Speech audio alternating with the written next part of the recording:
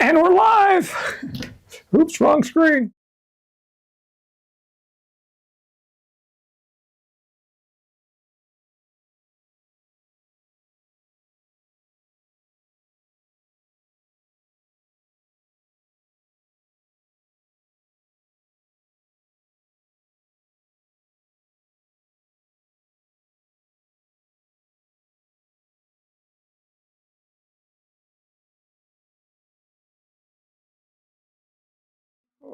Testing one, two. Oh, there's this microphone. when my software wasn't set up correctly and I didn't have a microphone going. So sorry about that. This is RockSim Live. We are here and it is live. It is Friday, September 13th. And I better turn the sound down on the computer. Yeah. So this is where we talk about RockSim, RockSim Pro, and the launch visualizer. So thank you for being here. Yeah, it's like I've been just like crazy busy this week. See this Nike Hercules over here? This is what I've been working on. I've been making the videos on how to assemble this. And there's so many videos on this one. This is like two rockets. I mean, and they're completely different rockets.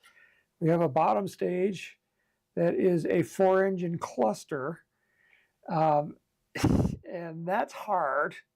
And then we have an upper stage that has electronic ignition, and there's a eBay right there. And so I haven't even gotten to this one yet. I'm still working on the booster stage. See, this is exactly where I am in the process. I've got a booster stage. I got the tubes painted up, but now I've got to paint this part and I got to paint the fins. So yeah, but I got to say, it is such a joy to build. You know, if you're looking for a rocket that's just fun to build, because you're going to learn a lot of stuff and, you know, it has history behind it, this is one. It's a challenge, but it's a worthy challenge. It's just so nice. So we've got the chat going. So if you have a question about RockSim or RockSim Pro or the launch visualizer, go ahead and put it into the comments in the chat, and we'll answer those questions because that's what we're here for. We're here for your questions. And we have a number of people in the room. We have Rick DeFosses from New Hampshire. And he says, can you show a flight simulation of that beautiful Nike Hercules? Maybe we can try that. Oh, the file's on my other computer. Did I not do that last week?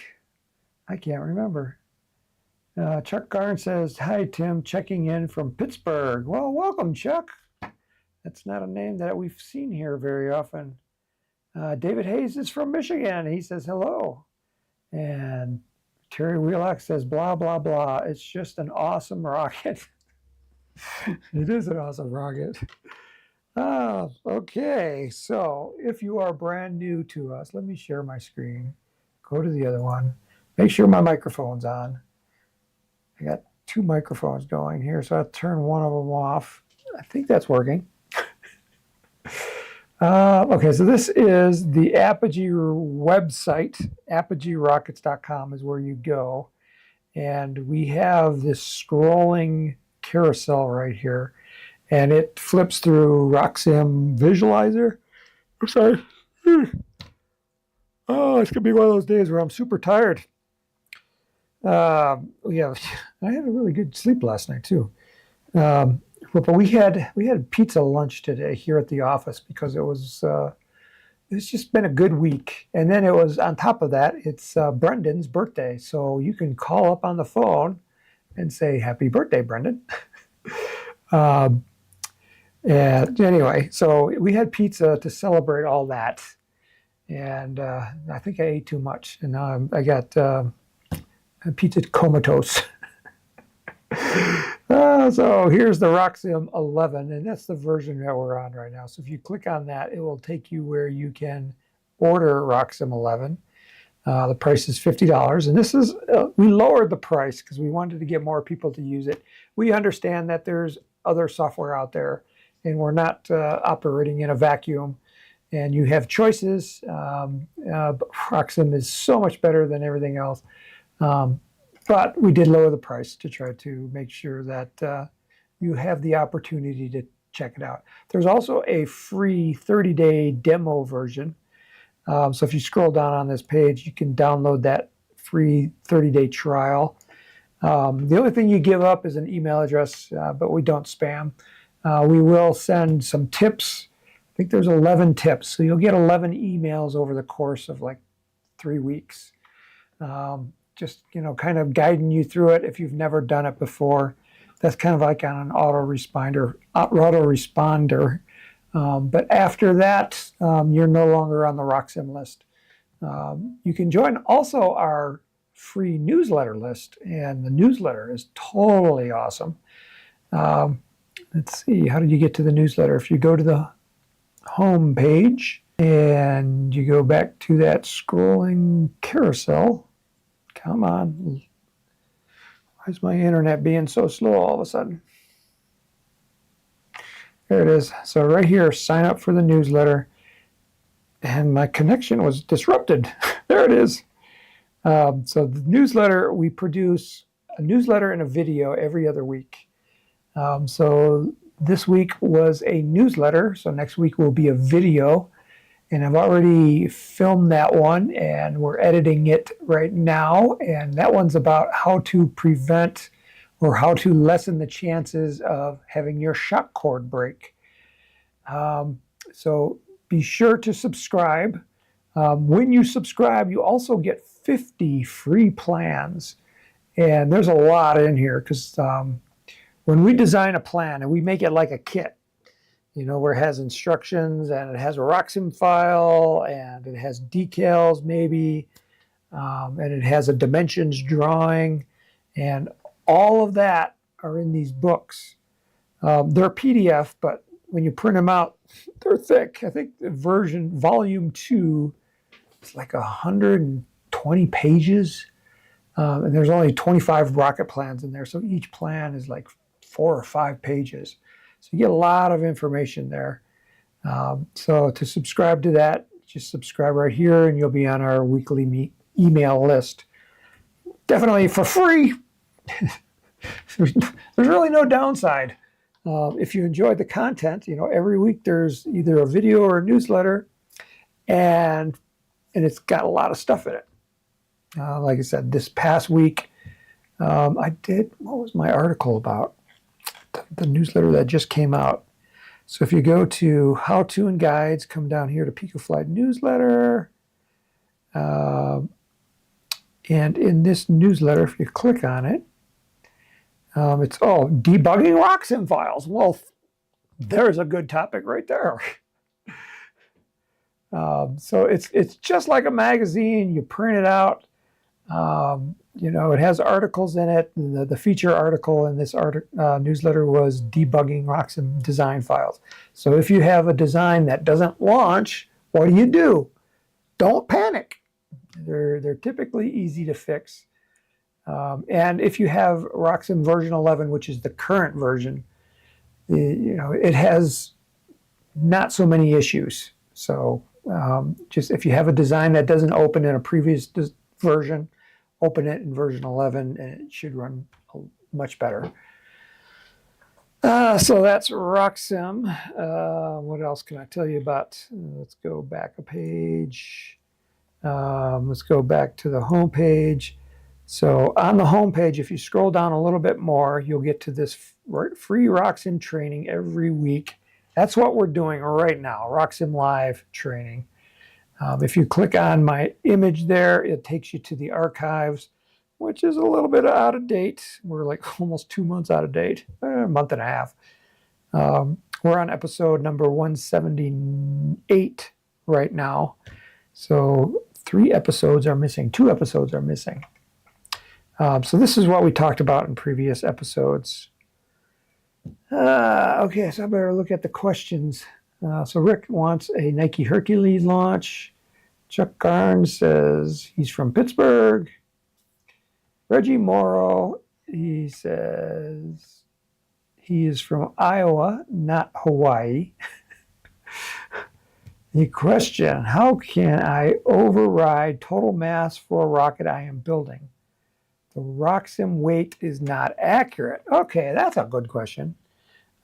We've actually talked about that one before. So if you're on this RockSim Live training page, do a Control F, and it brings up a special search bar here, which is different from this search bar. This search bar searches our entire web, or our entire website.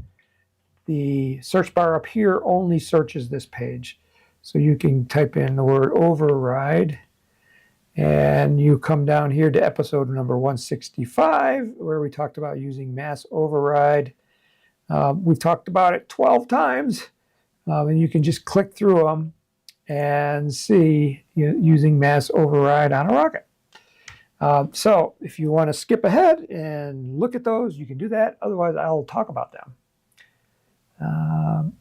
Sturko3 says, if you put in the total mass and the CG of your rocket with a motor in the top column of mass override, how accurate is that? Or how do you use mass override in the top header? Okay, so that's what I'm going to get to. Okay, so we've talked enough about where you get RockSim, so we'll close that. Okay, so here's a rocket. This rocket is the Dynastar Amarok. So if you go to the Apogee website and you type in Amarok in the search bar, the one that searches the entire website, you'll get a rocket that looks like this, although the one on our website has decals on it. This one does not. So say you built the rocket and you go weigh it, and you discover that the weight is different from what RockSim has calculated. So what RockSim calculates is right here. You got the mass at 402.16 grams. Now this does have a rocket motor in it. So let me pull the rocket motor out. So to do that, come up here to the Prepare for Launch screen button, which is right at the top, which looks like the bottom of a rocket with two arrows, and the arrows are gray and red, pointing down to a disc. And the disc is your blast deflector. So this is putting the rocket on the pad, getting ready to launch. So it's Prepare for Launch. Click on that button. And then see, right now it has a motor loaded, and you can tell because there's a brown rocket motor right there. And you can see the name of the motor right here. And we want to clear that out. So I'm just going to say clear all. And it drops the motor from the rocket. And I'm going to click OK. And you'll notice before it was 402 grams. Now it's 298. So a little bit more than 100 grams was the weight of the motor. So this is what we're interested in. Whenever you weigh a rocket, weigh it empty. Don't put a motor in it. So start there. Weigh your rocket empty. Now this is everything's in the rocket except for the motor, because RockSim it knows the weight of the motor depending on which one you choose. So say you weigh your rocket and it's 250 grams. Say you built it light.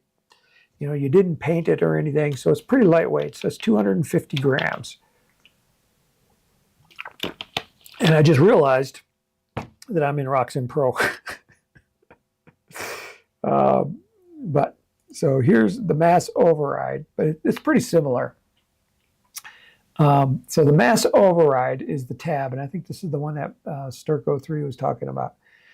So to use this screen, so this is kind of like the quick and dirty way to fix it. Now there's a long way and a short way, and this is the short way. So we're going to use, there's a little checkbox right here that says use the values shown below for all the simulations. So when I check that box, it's going to take the weight that I put into these fields right here, and it's going to override the weight that RockSim's calculating. Okay, so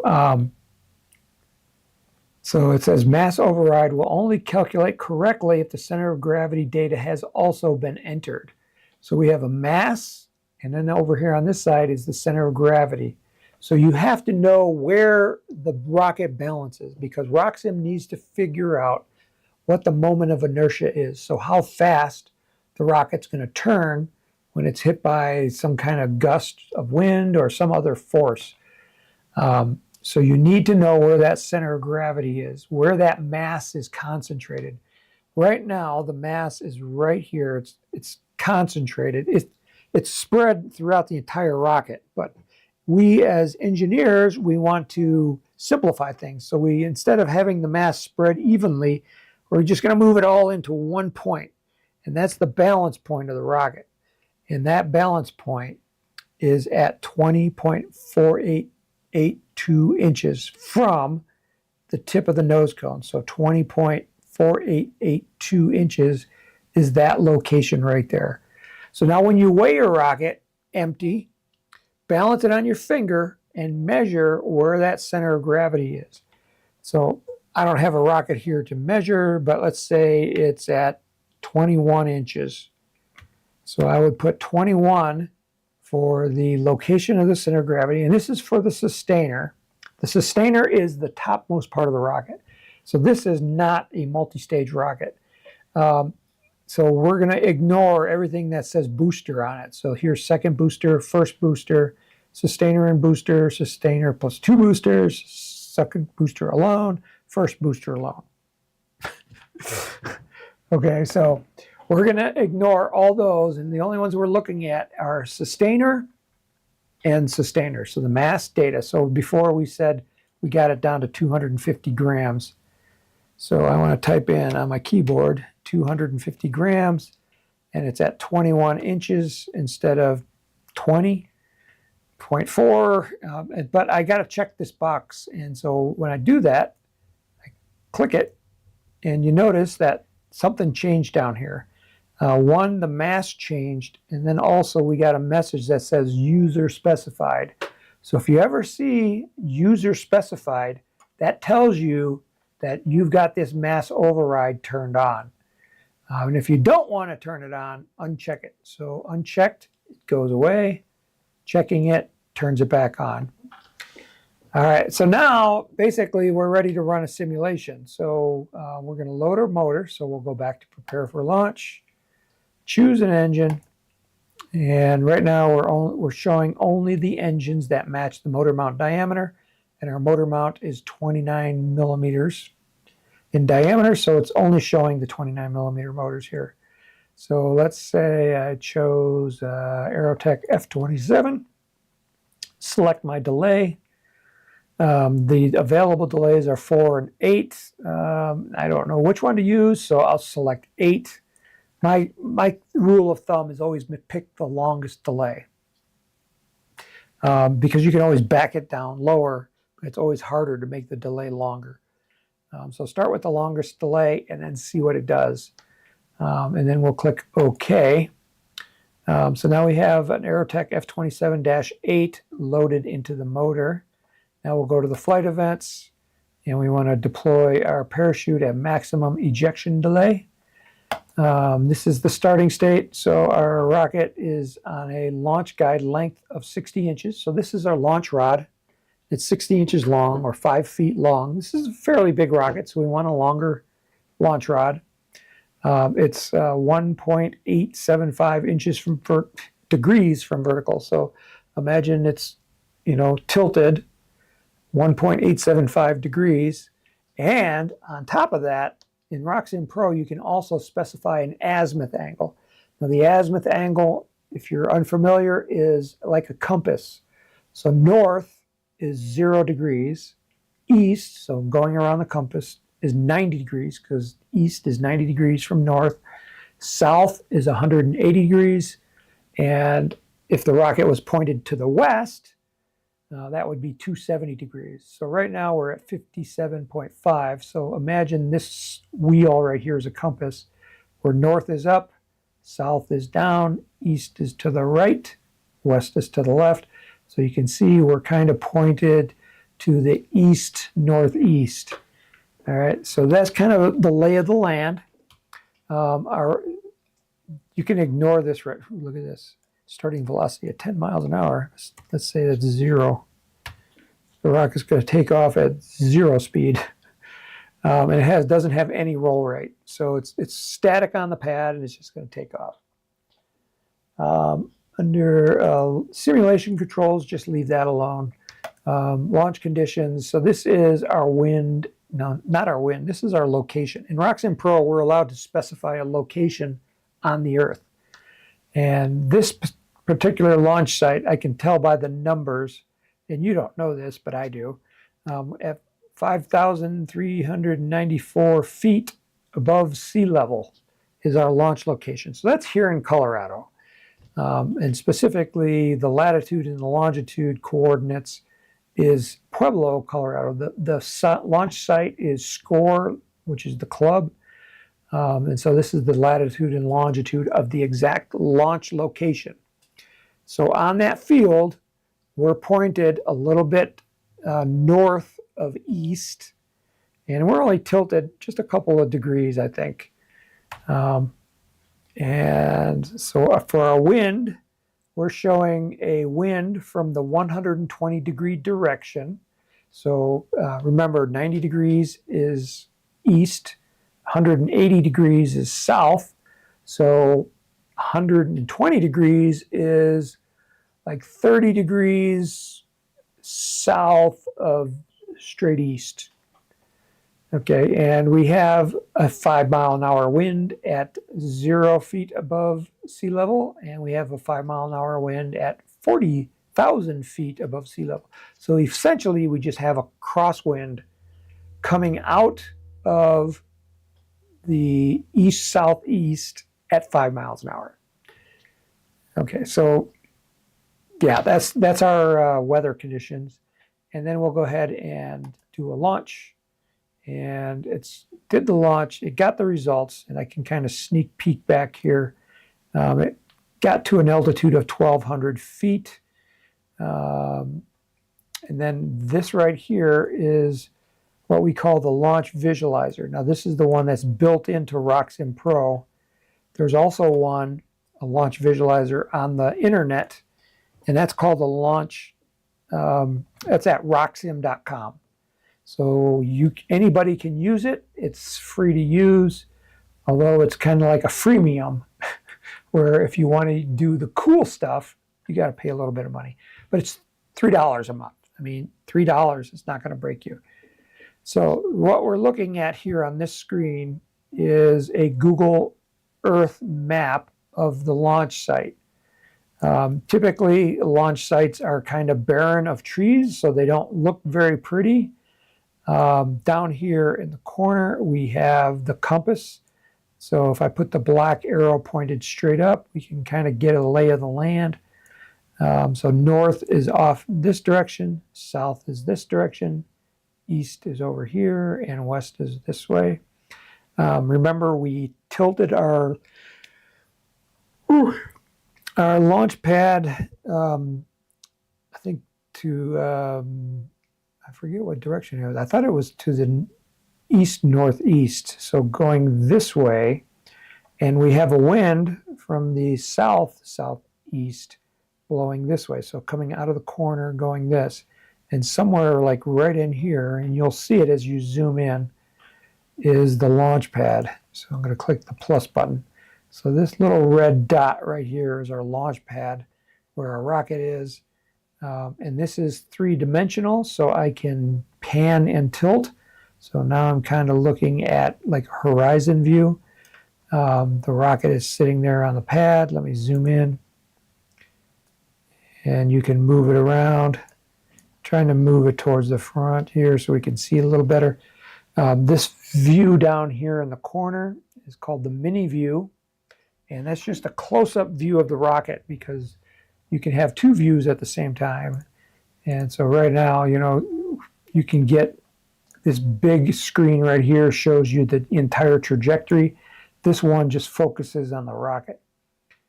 And if I move this down, I wanted to see this cone. See this cone right here? This is called the weathercocking cone. And it's an imaginary cone coming out of the rocket pad going up. And we want the apogee, the highest point in the flight, to stay within this cone. because that tells us that the rocket flew almost straight up. You know, so that's our guideline for a successful launch. And so I'm going to click the launch button. Here's the play button down here, and I click it. You'll see the rocket's taking off. This white stuff here is smoke. So we got smoke trailing the rocket. The rocket's going up. It's getting to the top. It's slowing down. And this green dot tells us that we've reached apogee. It's green. That means it's inside of the cone. If it was red, it means it would be outside the cone. So this is actually a really nice flight. It goes pretty straight.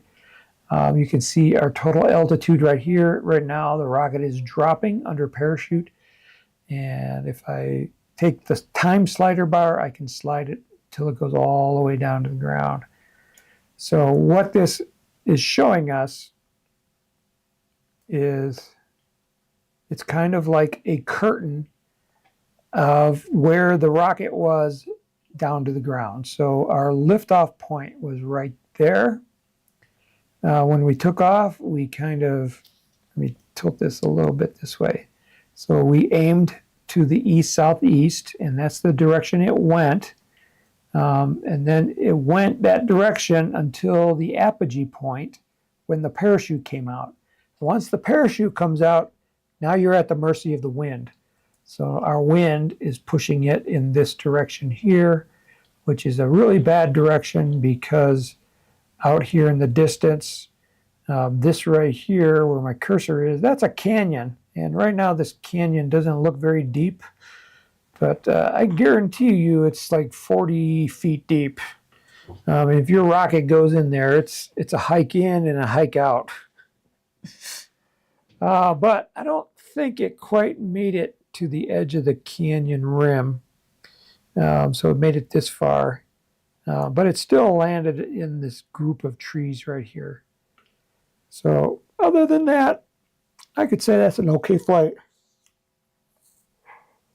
Ooh, let me close this out. So that's how you use mass override to override the mass. That's the quick way to do it. The long way of doing it, check out those other videos. It's a little bit more accurate, but the results will still be pretty similar. Chris is here, and he says, "Hi, Tim. Love your work. Thanks for all the videos over the years. Making my first scratch rocket this weekend. Here's to hoping all goes well." Well, Chris, well, congratulations on that. And I also hope that your scratch build goes well. You know, if you have the opportunity, check it in RockSim first, because you can build it and fly it in RockSim before you can even think about actually cutting the parts for it. So that's always good to do. Chris is Rocketry and More, and he says, "Hello, everyone. Checking in for a bit. I am at work." So he is multitasking at work. Terry Wheelock says, "If you make pod and put wings on it, will RockSim see them as glide recovery?" RockSim will not. RockSim is only a 3 degree of freedom simulator. Now, RockSim Pro, that's a different story. RockSim Pro, you might see it as a glide, and it depends on the location of your center of gravity and your center of pressure.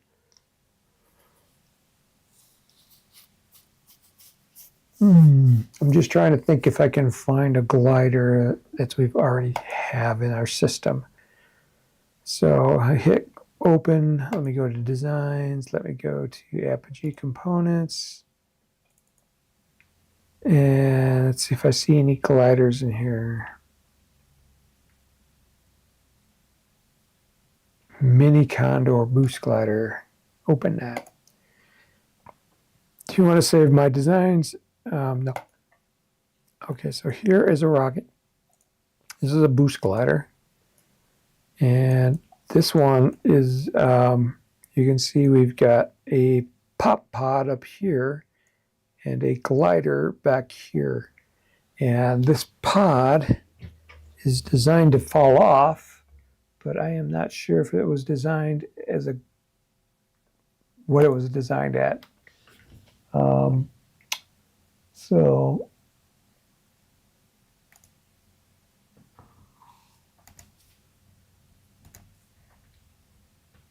okay, so here's the pop pod attachment. It's got a glider pod hook, glider hook pod. It's got a glider boom that's in the shape of a fin. So that's this part right here.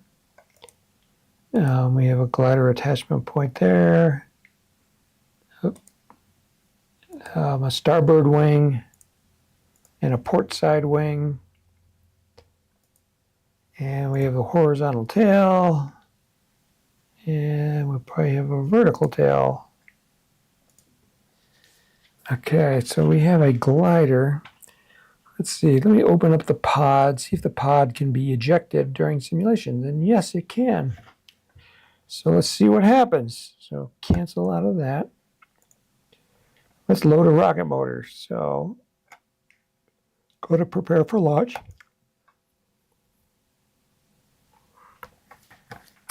Choose an engine. All right, so let's go with an Estes A3. And typically a glider, you want a small ejection delay. So I'm going to go 2.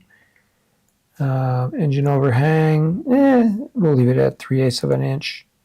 Click OK. So it loaded a motor back there, and it should have also loaded a motor right here, which is good. I can take a sip of water.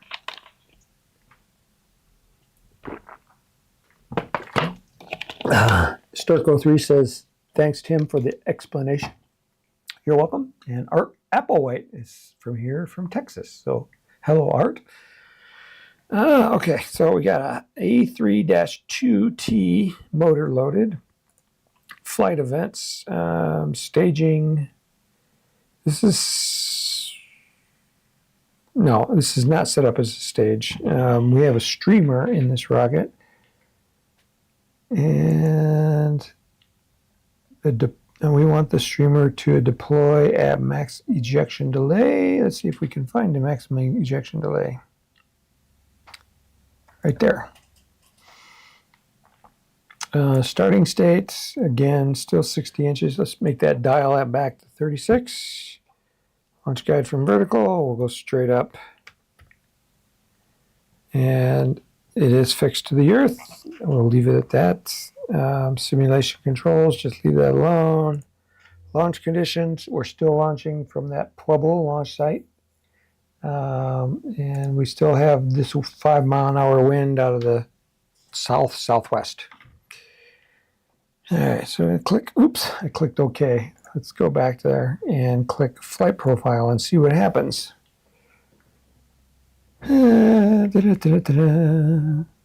Okay, so there's our rocket sitting on the pad. Let's turn off the weather cocking cone. And let's turn off the interval points. I'm going to stand up because my back is kind of hurting me. Hopefully my head doesn't go out of the screen. Let's see. Oops, wrong screen. Oh, come way up here.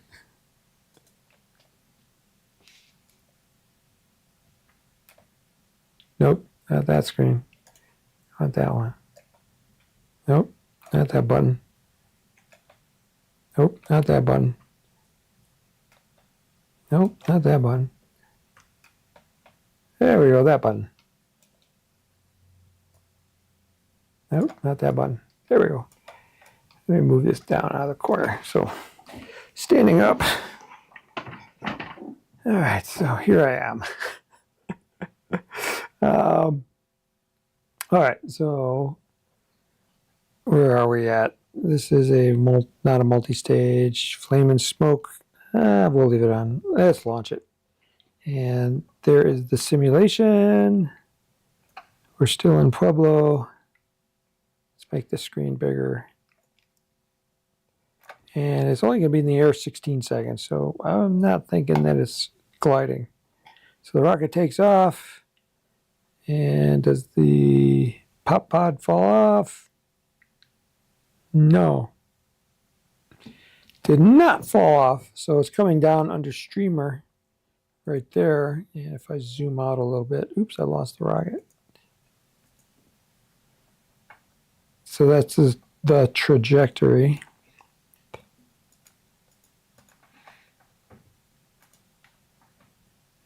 Okay, so you can see, oops, I lost it again. You can see the short streamer, the pod, and the parachute all together. And that's what I was thinking that was going to happen, and it did.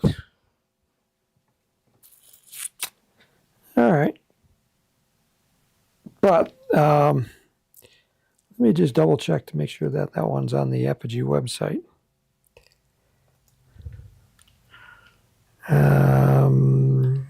Apogee components. Okay, so mini Condor. So there's the mini Condor. Oops, click on that. And scroll down and RockSim file. So when you download the RockSim file, you can either click on the image here or free RockSim design file. So Terry, go ahead and do that. Check it out. And see if you can get it to glide. Startgo3 says, Tim, in RockSim, a Saturn V Skylab rocket shows 5 inches between CP and CG. Body tube is 3 inches in diameter. How does it get 14.19 over stable? So does that mean if it's really windy? Does that mean if it's windy, it will really weathercock? All right, so let's go to the Apogee website. And we do sell the Skylab Saturn V here. So let's type in Skylab. And there it is. And let's download the RockSim file. That's what it's going to look like once we open it. And I want to see where this is stored. I don't know where it's stored. All right, it's in my C drive.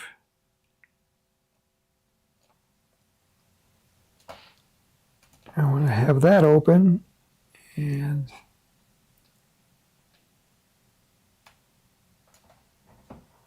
come on, this window. Okay, so here's the Estes Saturn V, and it's a zipped file. So double click on it to unzip it, and then we can drag it into RockSim. Hopefully, didn't work.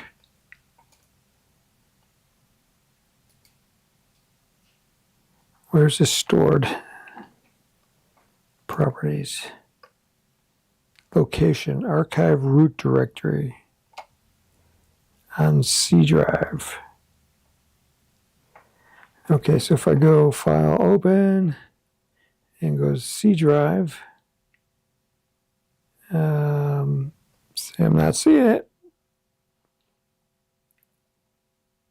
That's what I was worried about.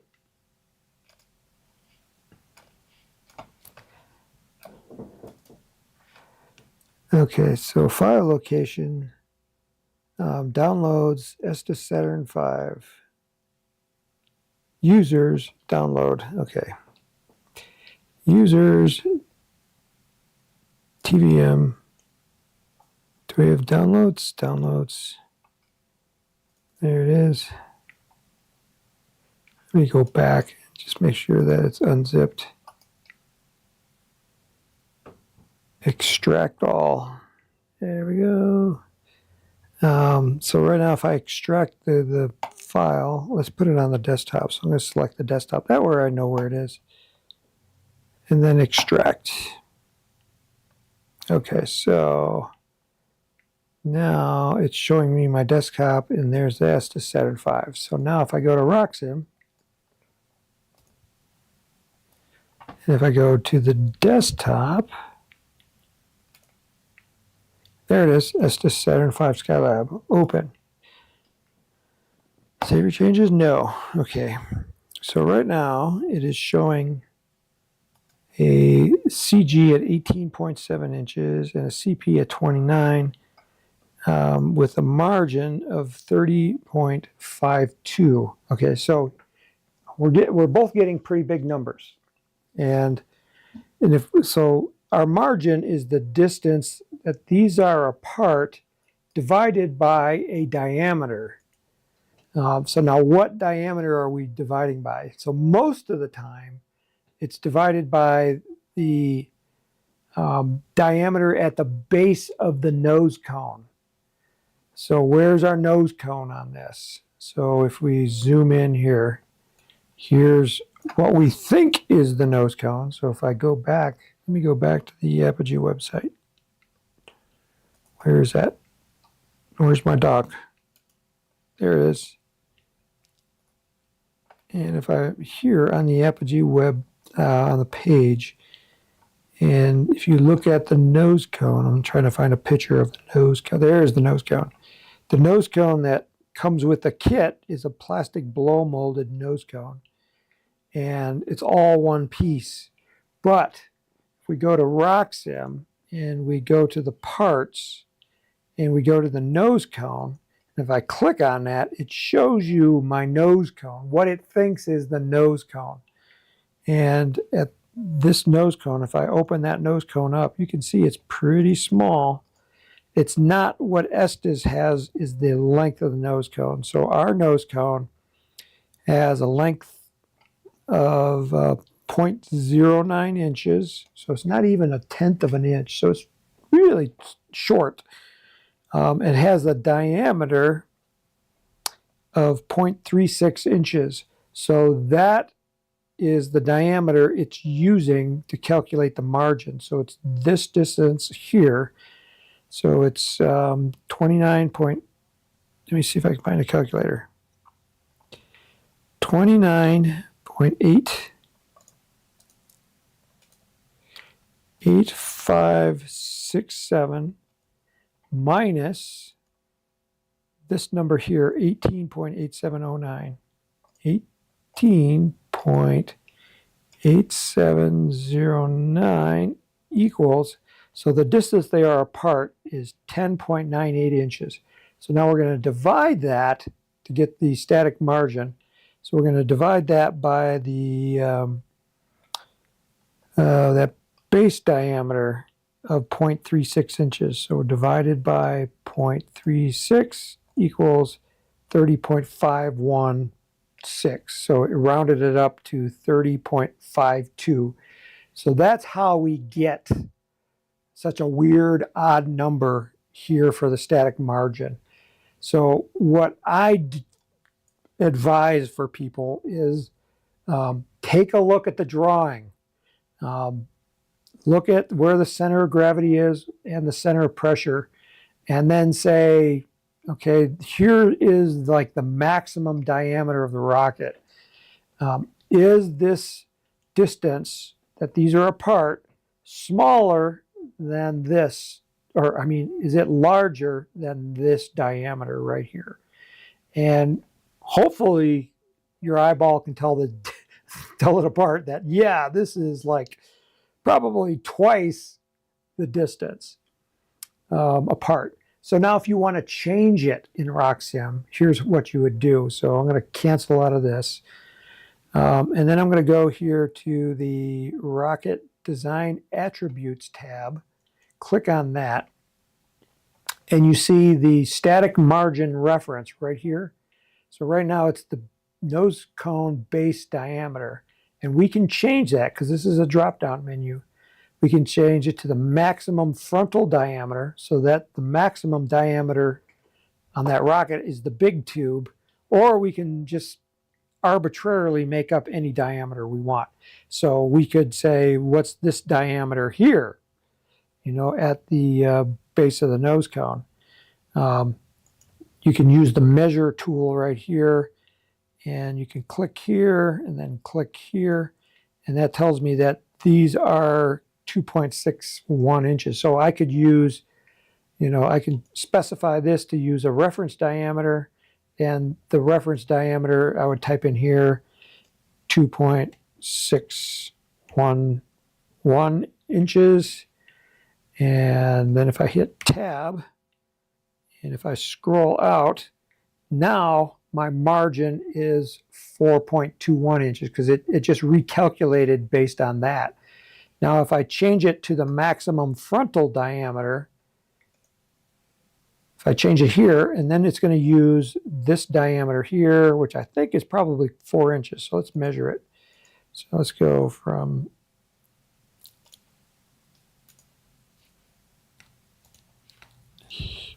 okay, so there to there, 3.91. So it's pretty close to 4 inches. So what would we say? 10 inches divided by 4 inches is 2.2 something. So if I change it, that's what we should see, 2.79. So the distance these are apart, based on the reference diameter of here, of this one, is 2.79. So we have 3 different numbers. Which one's right? Well, that's why I'm saying, use the greatest tool we have is, between our ears, our mind. So we can look at, where that center of gravity is, where that center of pressure is, and then just kind of eyeball it, kind of, reference saying, with the biggest tube, are they far enough apart? So if this is stable, any way about it. So now the next question is it too stable? Will it weathercock too much? And the only way to know is let's launch it. So we're going to go prepare for launch. We're going to choose our engine, and it's looking for 29. So let's use an Estes E15. Let's choose a delay of 8 seconds. Engine overhang of 0.5 inches, 0.5 inches. Hit the tab, click OK. So we've loaded an Estes E15 in. Starting state, it's going to deploy the parachute at maximum ejection delay, which was the 8 seconds. Starting state, let's change this to a 60-inch launch rod, make it a little longer. It's still going, this one's going straight up. When you're going straight up, you don't have an azimuth angle. So whatever this angle is, it doesn't matter because the rocket's just going straight up. And we're still launching in Pueblo, and let's do our flight profile and take a look. So it launched the rocket, and I can kind of cheat while it's looking, and it went a maximum altitude of 247 feet. All right, so here is the rocket. Let me make this screen bigger for us. Okay, so here's the mini view, and I'm zooming out. Okay, so we have this weathercocking cone. Now this is where the weathercocking cone comes in really handy. So the question is, does the rocket weathercock too much? And our reference on too much or not too much is this weathercocking cone. And if the rocket, if its apogee point stays within this cone, the weathercocking is okay. So we don't have to worry about that. So let's launch it and see what happens. The rocket's taking off. It's doing something funny there. Whoa! That's a funny launch. All right. And you know what? This is, let me go back to that. This is how I've seen these Estes Saturn V's fly. We had 2 of them fly here at Narum in August on our field, this exact field. And they both did this squirrely dance going up in the air. This rocket is not overstable.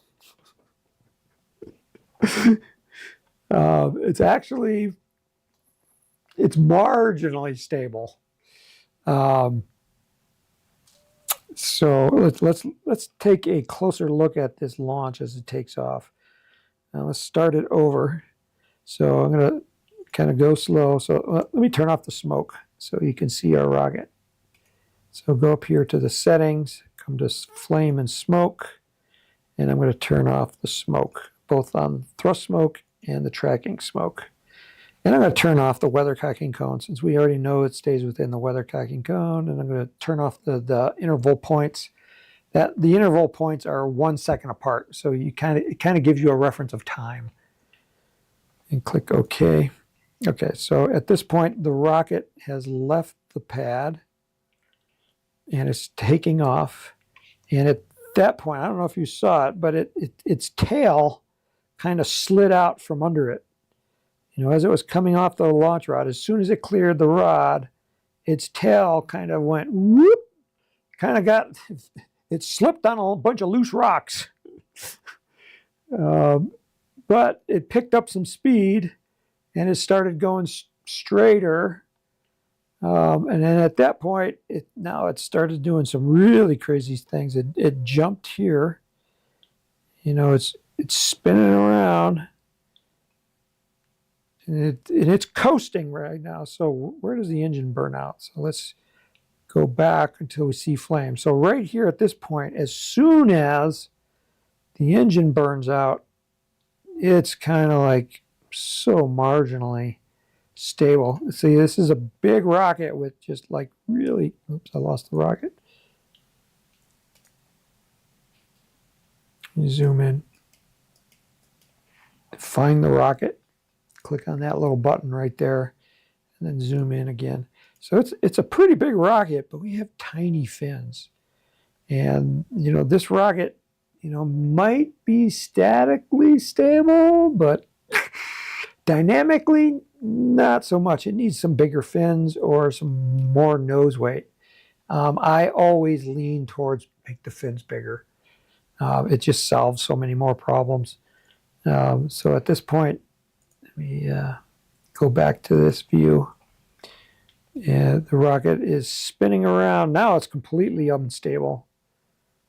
It's just spinning end over end until at this point, right there is the parachute popping out. Let me zoom out a little bit. You can see the parachute. So there's the rocket under parachute. If I go back just a hair, you know, it takes the rocket a little bit for it to stabilize once that parachute pops out. And then at that point, it's just coming down nice and stable back down to the ground. And it lands a distance from the pad, 286 feet.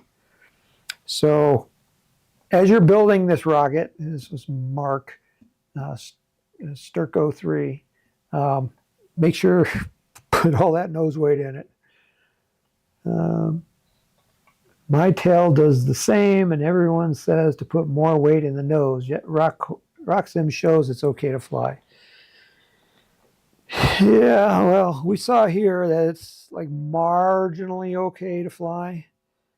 Let's put some weight in the nose. Okay, so this M right here, let me go turn off the measuring. Click on that M. I can't get it. Let's go to the components. So here is a clay nose mass of 60 grams. So I'm going to open that up. Let's double it to 120 grams.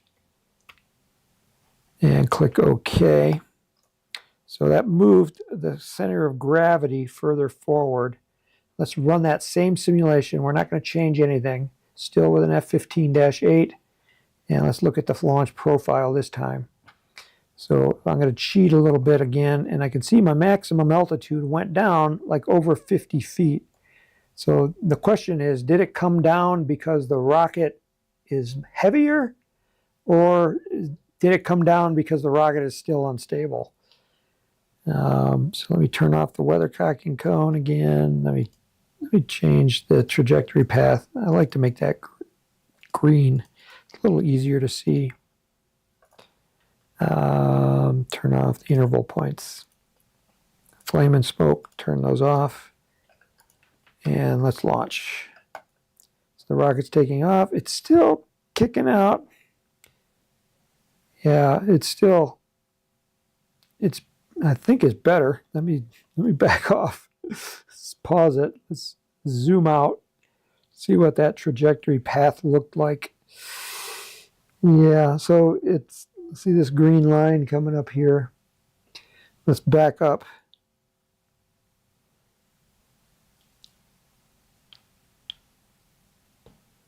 Yeah, as soon as that rocket burns out, right there. See, there's no more flame right there. And the rocket is going that direction. So this rocket is still not going well. Okay, so let's try to fix it. So adding more nose weight didn't quite fix it. So what can we do? One of the other things, if the rocket is already, if it's not built yet, one of the things you can do is to cant the fins to cause it to rotate. So let me open this up and let's look for our fins. So our fins are right there. Now you can only do this in RockSim Pro. You can't do this in RockSim. But if you go to the radial position tab, you'll see I have a fin cant angle. And let's give it a 5, maybe 2 degrees cant. So 2.0, hit tab. You'll notice that the fins are just slightly crooked right here. So we're seeing two fins. We're seeing the one that we're looking at and then the one behind the rocket. So that's kind of why there's kind of like a double fin set there. If we look at it in 3D, if I zoom in, I can't really tell that much. Oops, come on. I gotta find my right keyboard combination. There we go. So they're canted, I don't know if you can tell, but they're canted just a little bit. It looks like they're canted clockwise, so the tip is a little bit off to the right. And we'll click OK. Again, we're not changing anything. There's still 120 grams of nose weight. Let's look at the flight profile again on this one. This didn't help. Well, actually it did. Our rocket did go higher. We might not be spinning fast enough.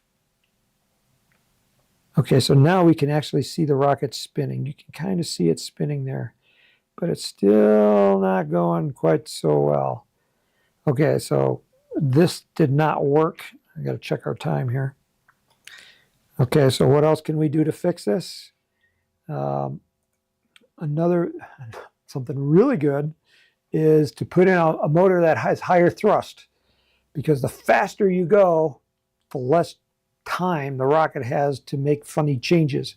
So right now we're flying an E15, so let's put in a motor with more thrust. So if you double the E15, its average thrust, you'd probably get something like an E30. The closest one in this list, we got I had an F15. So we double it, 15, and you get 30. So that'd be an average thrust of 30 newtons. The closest we got a Cicerone F29 or an F31, or an Aerotech F27. I'll choose the F27 and click OK. It's still 8-second delay, and let's do the flight profile and see what changes. Again, I'm peeking behind. I'm looking at this maximum altitude. Now we're at 340 feet.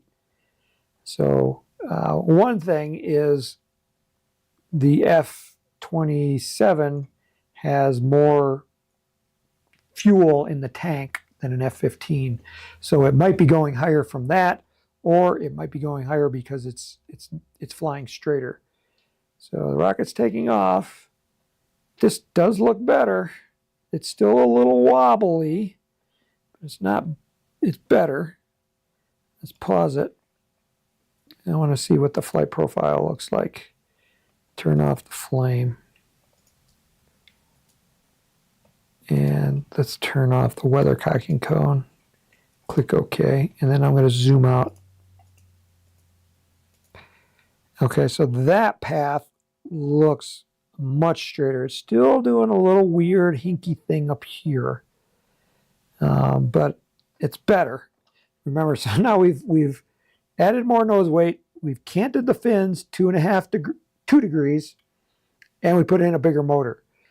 So the only thing left is to make our fins bigger. Now, making your fins bigger when the rocket is already built or it's a scale model, it's a little harder.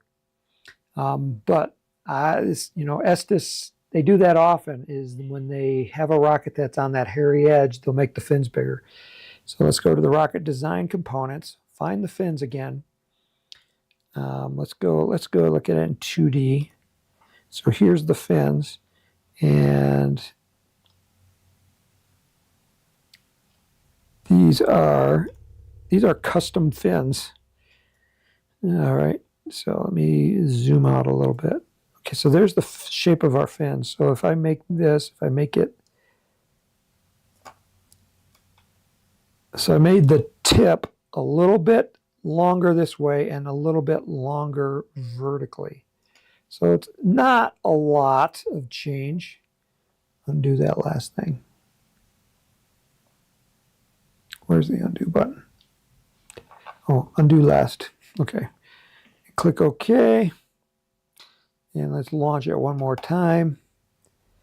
And go to flight profile. Okay, again, I'm going to look back here. Okay, so now my altitude is lower. And so why did it go lower?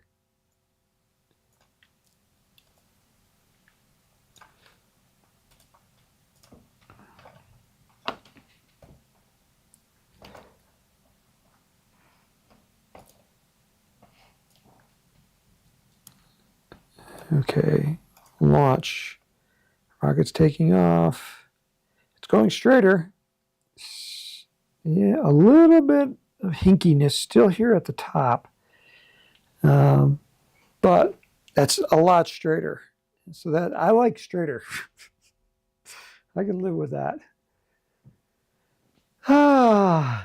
Yeah. So Stark03 says, thanks again, Tim, for taking the time as I am running out of ideas to make it fly correctly. My Saturn flies nice with larger motors, larger fins, and more nose weight. But then it's a lot heavier rocket. Yeah, I understand. Yeah, this is what you get with scale models, because in real life, the real Saturn V, in the real SpaceX Starship, all those motors gimbal. So gimbaling means that they can move, back and forth like the outboard motor on a motorboat. You can, just by changing the direction of the thrust, you can change the direction that the rocket goes, and you can make them fly stable. With model rockets, we don't have that option because our nozzles are fixed. And there are people that are building gimbal engines. The problem with those is they only work when the thrust is working. And typically the burn time on these rocket motors is like 2 seconds or less. And the flight of the rocket going up could be up to 20 seconds. So you only have control for 2 seconds out of 20.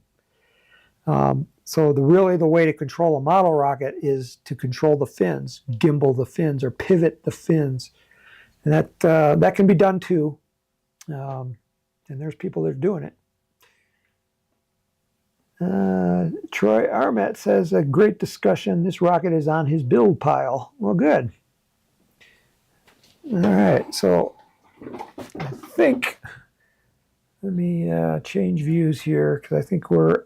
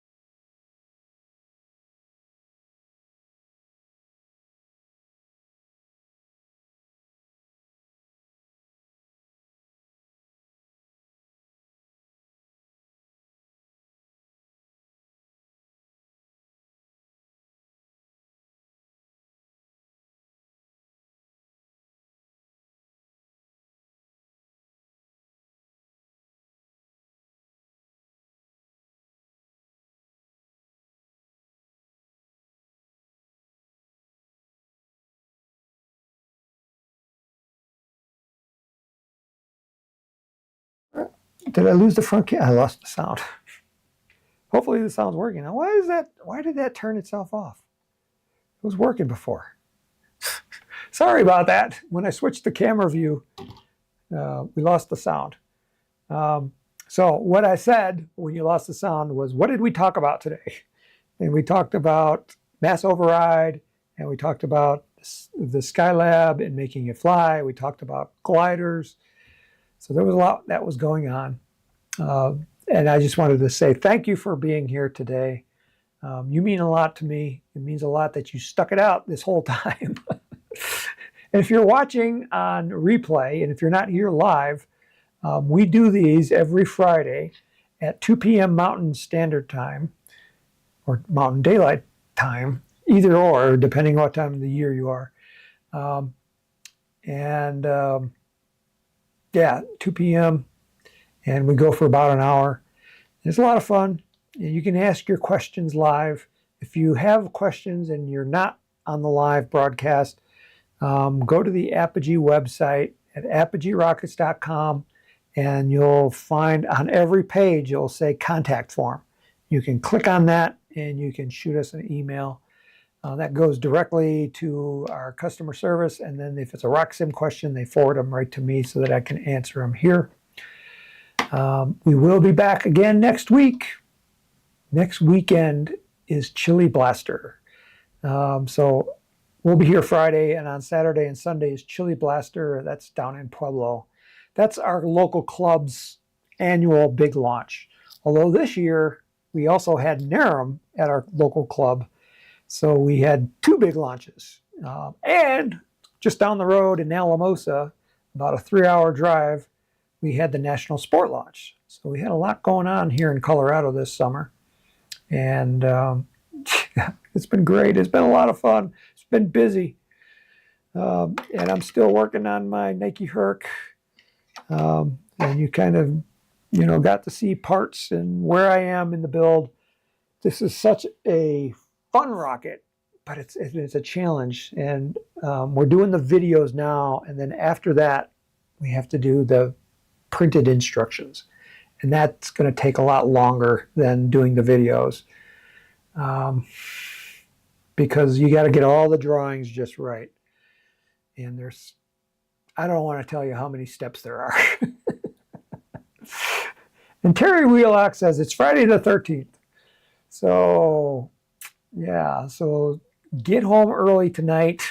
Stay off the streets, because who's it? Freddy Krueger might be out looking to slash you or something. I'm not a horror movie fan. No, I like science fiction and documentaries, but not scary ones. They just don't appeal to me. So thank you for being here. I'm going to give you a countdown, and we'll end the broadcast. So in 5, 4, 3, 2, 1, go out and launch something.